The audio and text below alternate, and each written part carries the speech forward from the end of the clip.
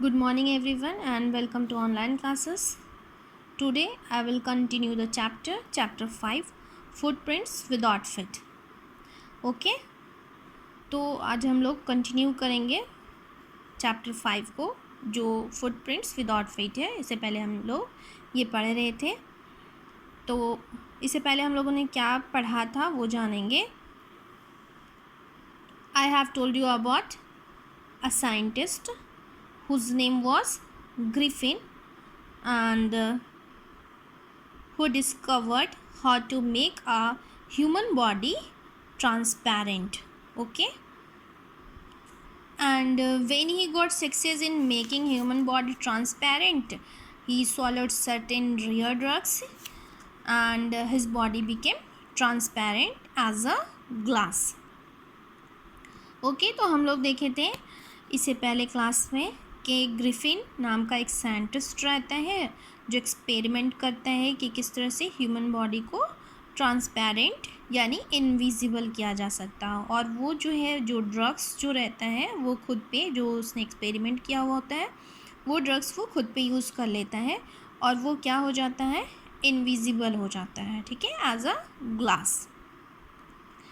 अब इसके आगे हम लोग आगे पढ़ेंगे।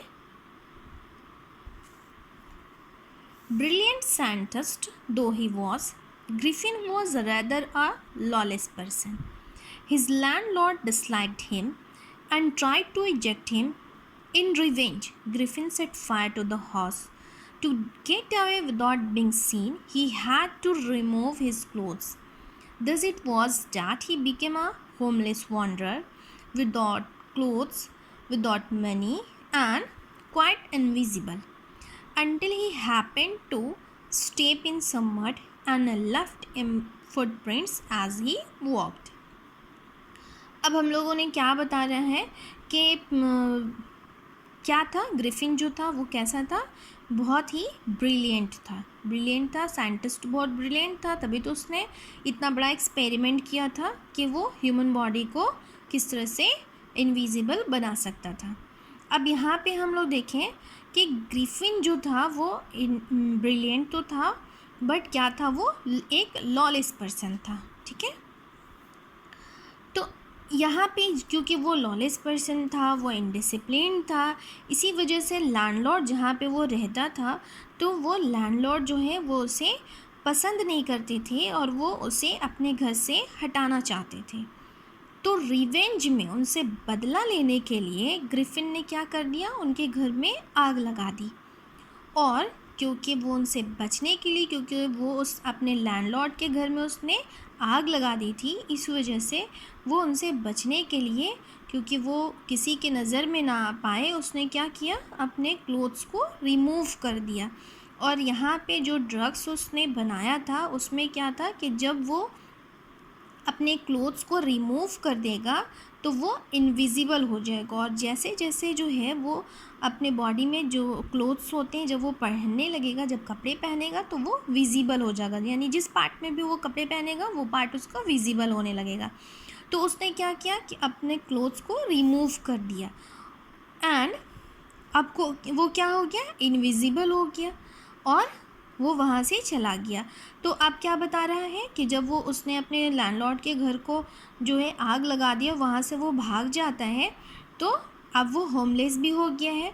इसलिए बता रहे हैं कि वो क्या बन गया था, होमलेस वॉन्डरर कहते हैं जो बिना मतलब इधर उधर घूमते रहता है। अब यहाँ पे क्योंकि उसको कोई घर नहीं था, कोई ठिकाना नहीं था, वो स्ट्रीट में ऐवी घूमने लगा। उसके पास ना ही क्लोथ्स थे ना ही पैसे थे और वो इनविजिबल भी था, यानी कि उसे कोई नहीं देख पा रहा था। अब क्या होता है कि जब वो, क्योंकि वो इनविजिबल है बट वो चल रहा, कोई उसे देख नहीं रहा बट वो तो चलता है।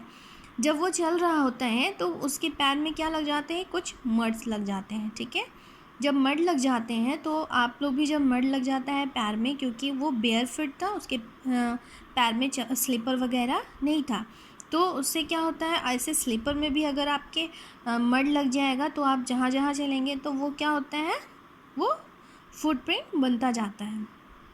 ठीक है, तो वैसे ही बता रहे हैं कि क्या होता है कि उसके पैर में जब मड लग जाता है तो उससे उसका क्या बन जाता है, फुटप्रिंट बन जाता है जहाँ जहाँ वो आगे बढ़ता है। और यही जो फुटप्रिंट बन रहा था, क्योंकि वो इनविजिबल था और वो फुटप्रिंट जो बन रहा था, तो जब बच्चे जो हैं उसको फुट मार्क देखते हैं तो वो सरप्राइज्ड हो जाते हैं। हम लोग स्टोरी के स्टार्ट में क्या देखें कि दो बच्चे जो हैं वो देखते हैं कि 2 फुट मार्क जो हैं वो इनविजिबल मैन के जो है वो उन लोग देखते हैं और अपने आप बनता हुआ देखते हैं, और फिर वो देखते हैं कि वो कहीं पर डिसअपियर हो गया। तो वो किसका था? ग्रिफिन का। He escaped easily enough from the boys who followed his footprints in London. But his adventures were by no means over. He had chosen a hard time of the year to wander about in London without clothes. It was midwinter. The air was bitterly cold and he could not do without clothes. Instead of walking about the street, he decided to slip into a big London store for warmth. अब क्या होता है कि वो वहाँ से जब भाग जाता है तो उसके लिए वहाँ से भागना बहुत इजी हो जाता है। जब क्योंकि वो जो 2 बच्चे थे वो उसको उसके फुटप्रिंट को वो क्या कर रहे थे? फॉलो कर रहे थे, तो उसके लिए बहुत इजी था वहाँ से भाग जाना। तो अब क्या बता रहे हैं? लेकिन उसका जो एडवेंचर्स जो उसने किया था वो क्या था? उसके लिए बहुत बड़ा चैलेंज था। ठीक है, जो एडवेंचर्स उसने खुद के लिए चुना था कि इतने ठंड में विदाउट क्लोथ जो है वो बाहर घूमना, ये बहुत बड़ा चैलेंज था उसके लिए, क्योंकि उसने कपड़े रिमूव कर दिए थे। तो बता रहा है कि बहुत बड़ा चैलेंज था, बट उसने इस चैलेंज को भी एक्सेप्ट किया हुआ था। बता रहे हैं कि ये क्यों एक्सेप्ट बोल रहा है कि क्यों उसके लिए बहुत बड़ा चैलेंज था। वो रीज़न क्या बता रहे हैं कि उसने ये टाइम जो था वो ठंड का था। लंदन में इस टाइम पे बहुत ज़्यादा ठंड होती है और वो इस टाइम पे बिना कपड़ों के लंदन में घूम रहा था। क्या बता रहा है? क्या था? मिड विंटर सीज़न था और बहुत ठंड होती है।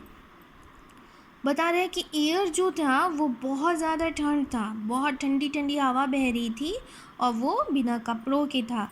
तो इसलिए वो क्या सोचता है कि उसे क्या करना चाहिए कि अपने यानी कि बॉडी में कुछ वार्मथ के लिए, कुछ गर्मी के लिए उसे गर्म कपड़े पहनना चाहिए। तो किसी स्टोर में रुक जाना। तो क्या सोचता है कि वो बड़े से स्टोर में जो है, जो उस स्ट्रीट में बड़ा सा स्टोर था, वो वहाँ पे डिसाइड करता है कि वहाँ पे ही वो चला जाएगा और वहाँ से वो क्या करेगा? अपने बॉडी को थोड़ा सा वार्म करेगा। ठीक है, तो इसके आगे हम लोग कंटिन्यू करेंगे नेक्स्ट पार्ट में।